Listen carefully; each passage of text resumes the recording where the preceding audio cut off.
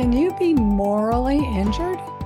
Let's discuss the hidden pain behind trauma and PTSD. Gaslighting is the systematic attempt by one person to erode another's reality to the point where they no longer trust their own mind, wrote Robin Stern, PhD. Terry stood in her kitchen, frozen. The hum of the refrigerator, the ticking of the wall clock, the sun slanting through the blinds, none of it reached her. In her hand, she clutched a cracked coffee mug she'd had for years, her thumb resting on a faded chip.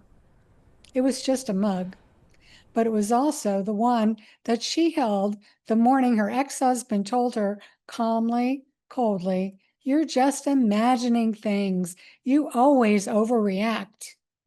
It was the mug she gripped when she first began to doubt herself. It was the same one she held the day her daughter whispered, "Why didn't you protect us?" The wound you can't see. Terry is 58 now, a successful entrepreneur, a woman others admire. But for 2 decades, she lived under the psychological thumb of a man who twisted her truth, questioned her sanity, and made her feel like she was the problem. Gaslighting, emotional violence, years of moral injury. Moral injury is what happens when your soul is violated by others or by the unbearable guilt of your own perceived failings.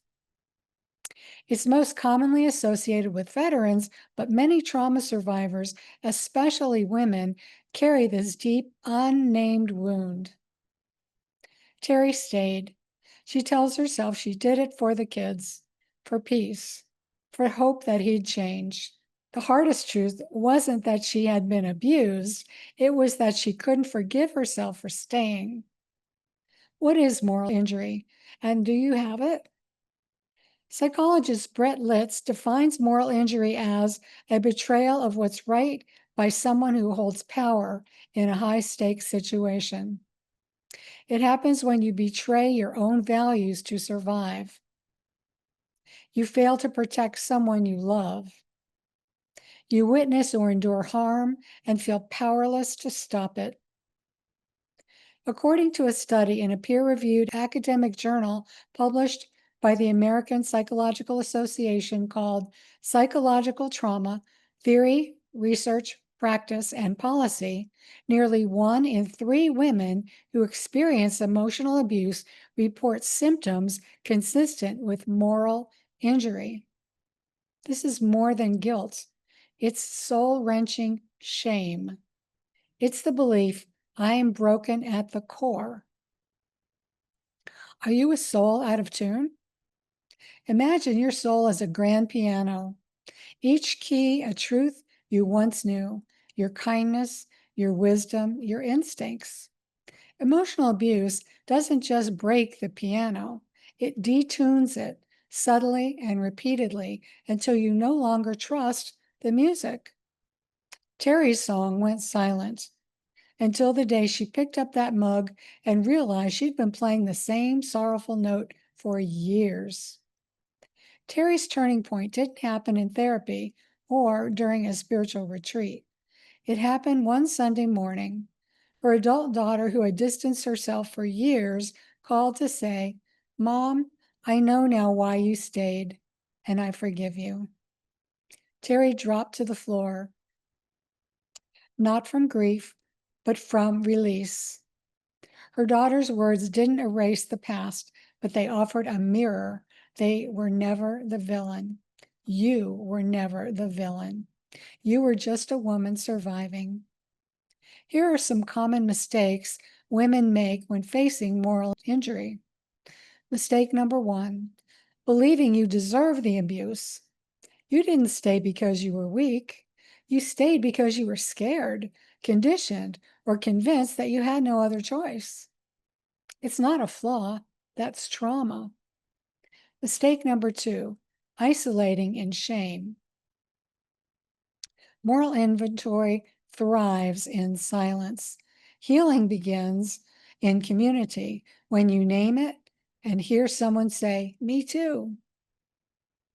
Mistake number 3, trying to fix it with logic. This isn't about being smart. Terry was brilliant. This is about reclaiming your truth, the voice that was silenced for too long.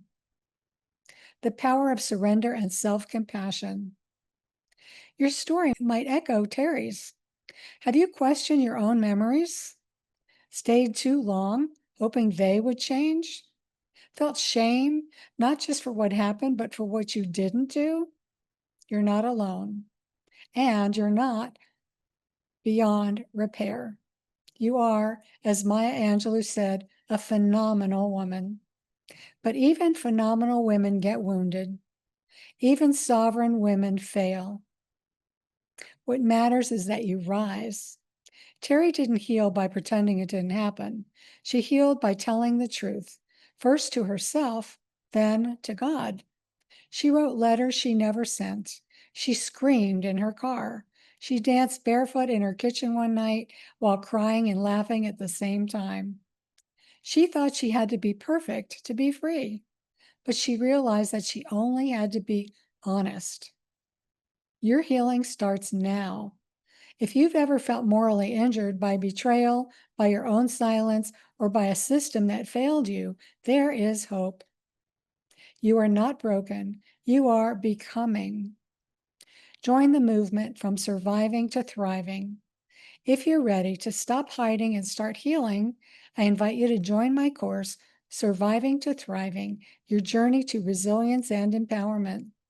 This is for women who are ready to reclaim their soul's song, because the time to rise is now. Go to em-course.com/special. By manifesting the life you were meant to live, you have the strength within. Let's unlock it together. Sign up today. Your life is waiting. Again, go to em-course.com/special. Thank you for watching. Please subscribe to my YouTube channel and please like and share with your friends. And thank you so much for watching. Wishing you many blessings, peace, and joy today and every day.